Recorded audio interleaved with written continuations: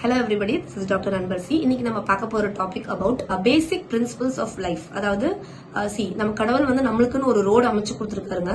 So இந்த ரோட்ல நம்ம டிராவல் பண்ற வரைக்கும் நம்மளுக்கு எந்த டிஸ்டர்பன்ஸும் இருக்காது. இல்ல அப்படின்னா அந்த டிஸ்டர்பன்ஸ் நம்மளுக்கு ஏன் வருது அப்படின்னா நம்ம ஏதாவது ஒரு லெசனை கத்துக்கணும் அப்படின்றதுக்கோசரம் தான் நம்மளுக்கு ஒரு ஸ்பீட் பிரேக்கரோ அல்லது ஒரு முள்ளான காடோ அந்த மாதிரியான சில சர்க்கம்ஸ்டன்சஸ் நம்மளுக்கு கடவுள் கொடுப்பாரு. ஓகே, பத்தாஞ்சலி யோக சூத்திரால முனிவர்கள் எல்லாம் எழுதி வச்சிருக்கிறது என்னன்னா நம்ம அன்றாடைய வாழ்க்கையில நம்மளோட பேசிக் பிரின்சிபல்ஸ் ஆஃப் லைஃப் சிலதெல்லாம் இருக்கு. அது யமா நியமா பிரத்யாகரான்னு சொல்லிட்டு ஒரு 8 பிரின்சிபல் இருக்கு. அந்த டிசிப்ளினரியான லைஃப் நம்ம இருந்து ஃபாலோ பண்ணணும் அப்படின்றது தான் அவங்க எழுதி வச்சிருக்காங்க. பட் நிறைய பேருக்கு இது தெரியறது இல்ல.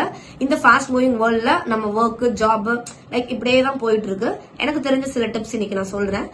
அதுல பாத்தீங்க அப்படின்னா அது 8வது பிரின்சிபலா பாத்தீங்க அப்படின்னா ஈஸ்வர் பிரணிதானான் இருக்கு. சோ ஈஸ்வர் அப்படின்னா supreme power or god or higher power than us. Pranidhana அப்படின்னா டிவோஷன் அல்லது surrenderance. So when we surrender to the supreme power or when we get our devotional thing to the God, நம்மளோட life வந்து ரொம்பவே ஸ்மூத்தா போகும். And எல்லாத்துக்குமே நான் ஒண்ணு சொல்றேன், அப்ஸ் அண்ட் டவுன்ஸ்ன்றது லைஃப்ல இருக்கதான் செய்யும்.